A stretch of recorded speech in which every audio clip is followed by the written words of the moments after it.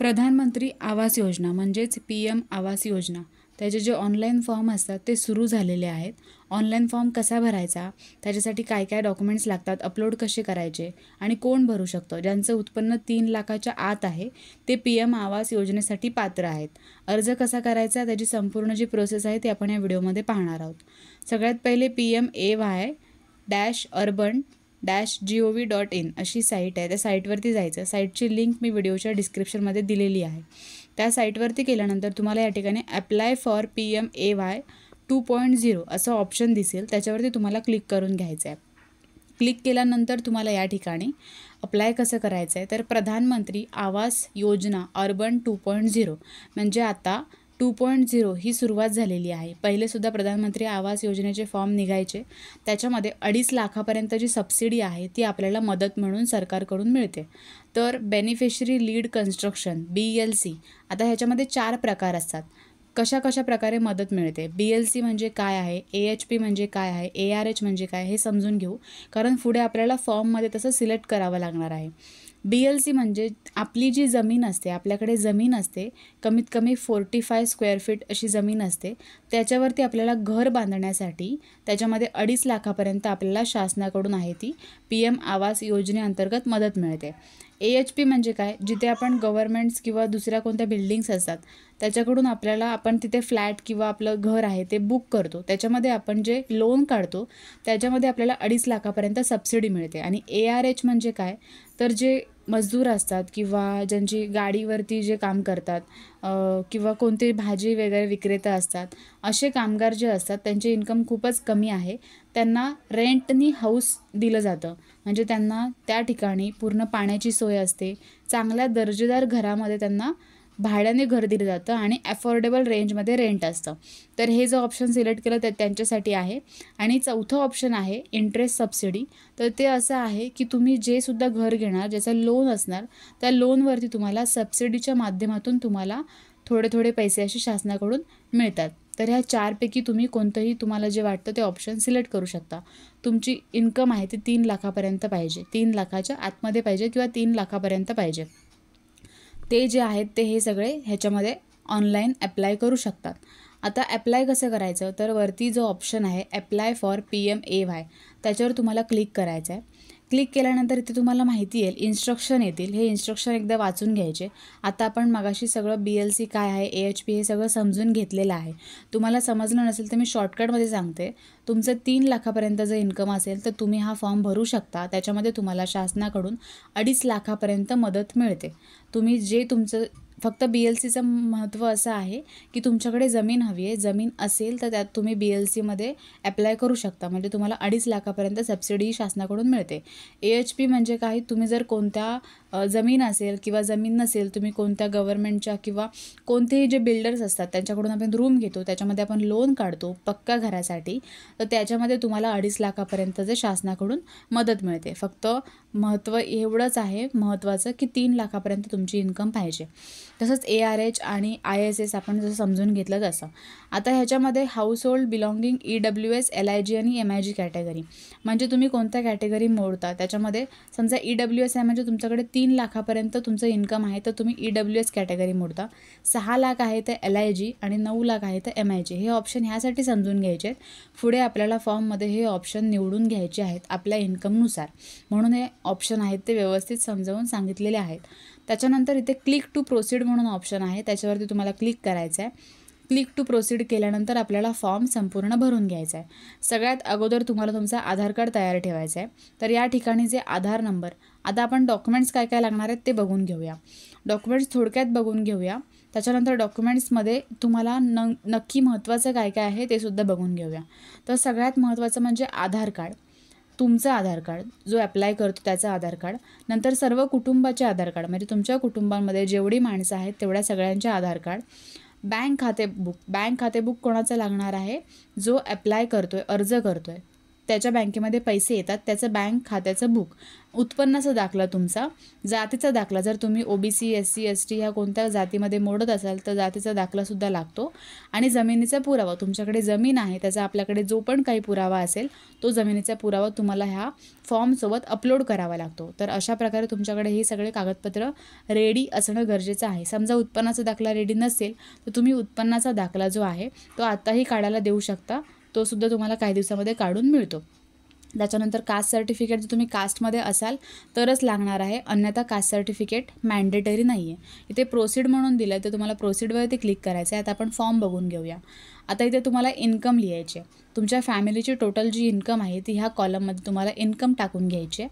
त्यानंतर तुम्ही BLC AHP ISS काय पाहिजे, आता आपण मगाशी हे सगळे फॉर्मॅट समजून घेतलेले आहेत. BLC म्हणजे काय, AHP म्हणजे काय, ISS म्हणजे काय, तर ते सगळे तुम्ही नीट नसेल पाहिलं तर पुन्हा एकदा व्हिडिओ बघा, त्याच्यामध्ये तुम्ही पुन्हा एकदा समजून घ्या हे काय आहे.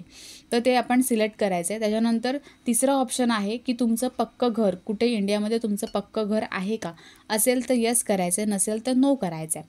नंतर चौथा ऑप्शन आहे की तुम्ही कोणत्याही गव्हर्नमेंट स्कीमचा, म्हणजे सेंट्रल स्टेट गव्हर्नमेंट, ह्या कोणत्याही गव्हर्नमेंट म्हणजे घरासाठी कोणत्या गव्हर्नमेंट स्कीमचा हे घेतलेला आहे का, लाभ घेतलेला आहे का पास्ट 20 इयर्समध्ये, म्हणजे मागील 20 वर्षामध्ये तुम्ही कोणत्याही गव्हर्नमेंट स्कीमचा घरासाठी लाभ घेतला आहे का.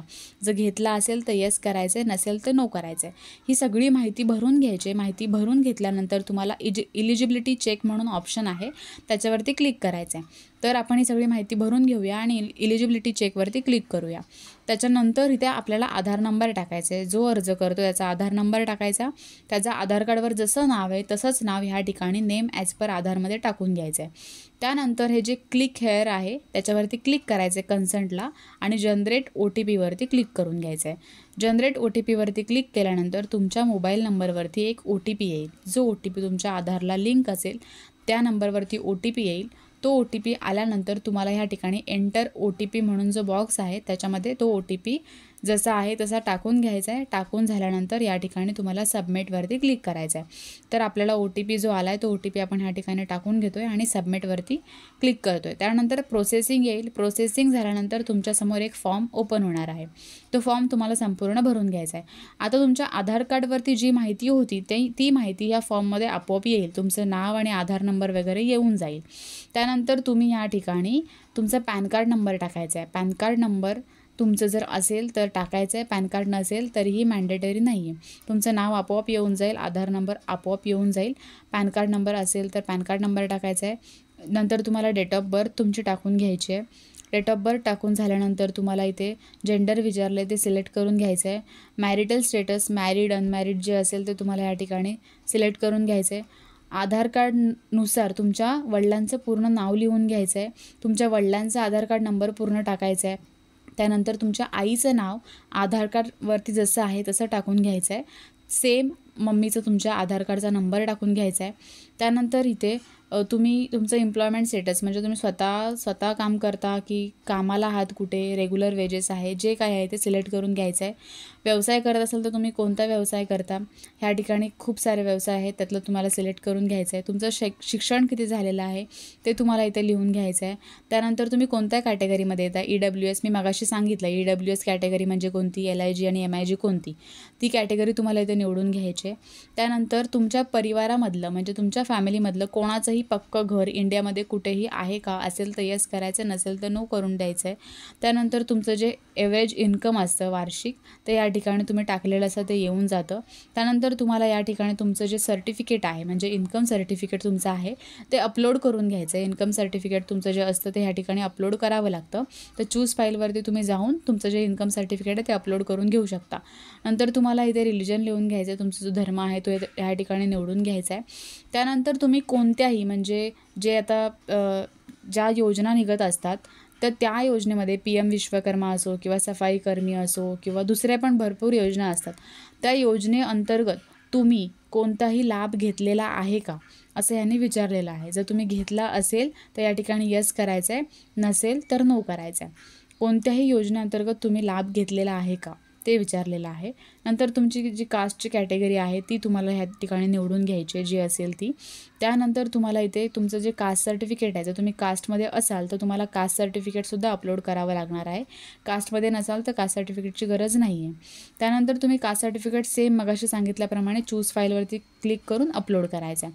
नंतर या ठिकाणी लिहिलेलं आहे तुम्ही कोणत्याही म्हणजे डेव्हलपमेंट ऑथॉरिटी असो किंवा स्पेशल एरिया डेव्हलपमेंट ऑथॉरिटी असो, त्यांच्या ह्याच्यामध्ये तुम्ही कधीही तुमच्या योजनांसाठी कोणताही लाभ घेतलेला आहे का, तर तो तुम्ही घेतला असेल किंवा तुम्ही ह्या म्हणजे शहरामध्ये दुसऱ्या शहरामध्ये तुमचं कोणी कामाला आहे की तुम्ही कुठल्या आउटसाईड कंट्रीमध्ये काम करत असाल तर तुम्हाला यस करायचं, नसेल तर नो करायचं आहे. तर या ठिकाणी व्यवस्थित वाचून घ्या आणि यस आणि नो आहे ते 2 ऑप्शन आहेत, त्याच्यावरती क्लिक करा. जर तुम्ही कोणी आउटसाईड कंट्रीमध्ये कामाला असाल तरच यस करायचं आहे, अन्यथा नो करायचं आहे. तुम्हाला प्रेझेंट ॲड्रेस लिहून घ्यायचा आहे तुमचा, म्हणजे तुम्ही ज्या ठिकाणी आता राहता तो संपूर्ण पत्ता तुम्हाला लिहून घ्यायचा आहे. संपूर्ण पत्ता, त्याच्यामध्ये पिनकोड, तुमचा मोबाईल नंबर, त्यानंतर तुमच्या सिटीचं नाव, तुमच्या डिस्ट्रिक्टचं नाव, त्यानंतर ईमेल आय डी मॅन्डेटरी नाही आहे, टाकलात तर टाकू शकता, अन्यथा नाही टाकला तरी चालेल. आणि जर तुमचा जो प्रेझेंट ॲड्रेस आहे तोच परमनंट ॲड्रेस असेल तर तुम्ही सेम ॲज प्रेझेंट ॲड्रेसवरती क्लिक करा. नसेल तुमचा परमनंट ॲड्रेस वेगळा असेल तर तुम्हाला पुन्हा परमनंट ॲड्रेस टाकावा लागेल. सेम सिटीचं नाव, pin code, mobile number, email I D सगळं.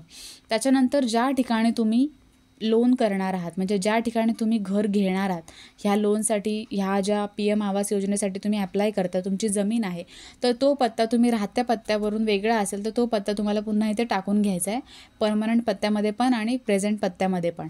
आणि जर तुम्ही राहताय तोच असेल तर तुम्हाला सेम ॲज अबवला क्लिक करून तेच करायचं आहे. अपलोड लँड डॉक्युमेंट्स हे ऑप्शन हा जो आहे तो इम्पॉर्टंट आहे. तुमच्याकडे जमिनीचे जे पण कागदपत्र आहेत, जसं की जमिनीचा 7/12 असतो किंवा तुमच्या नावावरती जमीन आहे तर त्याचा तुम्हाला जो पुरावा आहे तो इथे अपलोड करावा लागतो. चूज फाईलवरती जाऊन अपलोड करून घ्यायचा आहे. त्यानंतर तुम्ही ज्या शहरामध्ये राहता त्या शहरामध्ये किती वर्षापासून राहताय, 1 वर्षापासून, 3 वर्षापासून किंवा 3 ते 5 वर्षापासून, ज्या वर्षापासून राहत असाल किंवा 10 वर्षापासून जास्त राहत असाल ते सिलेक्ट करून घ्यायचं आहे. तुमचं जे घर आहे आता तुम्ही राहता ते स्वतःचं आहे, भाड्याचं आहे की तुमच्याकडे घरच नाही आहे, तर ते तुम्हाला सिलेक्ट करून घ्यायचं आहे. त्यानंतर तुम्हाला इथे फॅमिली मेंबरची डिटेल्स टाकून घ्यायचे. तुमच्या फॅमिलीमध्ये सगळ्यात मोठं कोण आहे त्याच्यापासून सुरुवात करायची. वडिलांचं नाव, वडिलांची डेट ऑफ बर्थ, त्याच्यानंतर तुमचं रिलेशन काय आहे त्यांच्यासोबत, जेंडर, त्यांचा आधार नंबर आणि ऑक्युपेशन म्हणजे ते काय व्यवसाय करतात ते तुम्हाला या ठिकाणी टाकून घ्यायचं आहे. ते झाल्यानंतर समोर तुम्हाला सिलेक्ट ऑक्युपेशनच्या पुढे ॲड म्हणून बटन दिलेलं आहे.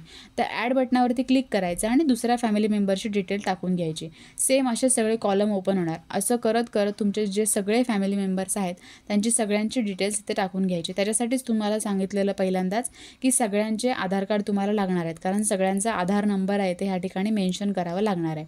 त्यानंतर जो व्यक्ती अर्ज करतोय, ज्या व्यक्तीच्या खात्यामध्ये ही सबसिडीची अमाऊंट येणार आहे त्याचा खाते क्रमांक पुन्हा एकदा कन्फर्म बँक अकाउंटमध्ये टाकायचा, IFSC कोड टाकायचा आणि गेट बँक डिटेल्सवरती क्लिक करायचं. मग इथे खाली आपोआप ऑटोमॅटिकली बँकेचं नाव आणि ब्रांचचं नाव येऊन जातं. त्यानंतर या ठिकाणी तुम्ही आयुष्मान भारत, उज्ज्वला योजना, उजाला ह्या कोणत्याही योजनेचा लाभ जर आत्तापर्यंत घेतला असेल तर म्हणजे PM सूर्यघर वगैरे त्या योजना असतात त्यांचा लाभ घेतला असेल तर यस करायचं आहे, नसेल घेतला तर नो करायचं आहे. त्यानंतर इथे खाली कन्सर्ट दिलेला आहे, आपण जी माहिती सांगतो ती खरी आहे, बरोबर आहे असा कन्सर्ट आहे, त्याला क्लिक करायचं आणि सेव्ह सुरक्षित म्हणून जो बटन आहे त्याच्यावरती क्लिक करून घ्यायचं आहे. हे तुम्ही क्लिक केल्यानंतर तुमचा फॉर्म आहे तो त्या ठिकाणी जाईल. त्याच्यानंतर तुम्हाला एक असेसमेंट ID दिला जाईल. आता आपण सगळा फॉर्म भरून घेतला आहे, कन्सर्टवर टिक केला आहे आणि सेव्ह करून घेऊया. सेव्ह केल्यानंतर तुम्हाला या ठिकाणी तुमचा फॉर्म तिकडे जाईल. तर तुम्ही इथे होममध्ये येऊन ट्रॅक युअर असेसमेंट स्टेटसमध्ये येऊ शकता. त्यानंतर तुम्हाला असेसमेंट ID मिळाला असतो, तो असेसमेंट ID ह्या ठिकाणी टाकून घ्यायचा. असेसमेंट ID आणि मोबाईल नंबर टाकायचा आणि सबमिट करायचं. म्हणजे तुम्ही हे स्टेटस चेक करू शकता की आत्तापर्यंत हे काय झालं, कुठपर्यंत आलं आहे. ते लोक तुमच्या घरी येतात व्हेरिफिकेशनसाठी, PM आवास योजनेचं सर्वे करण्यासाठी. तुम्ही जी माहिती सांगितली ती खरी आहे ती एकदा पडताळून बघण्यासाठी घरी येतात. त्याच्यानंतर तुमच्या खात्यामध्ये ते स्कीमचे जे पैसे आहेत ते येऊन जातात. तर अशा प्रकारे तुम्ही PM आवास योजनेसाठी पात्र असाल तर हा फॉर्म भरू शकता. ज्यांच्यासाठी हा व्हिडिओ महत्त्वाचा आहे त्यांच्यासोबत शेअर करू शकता.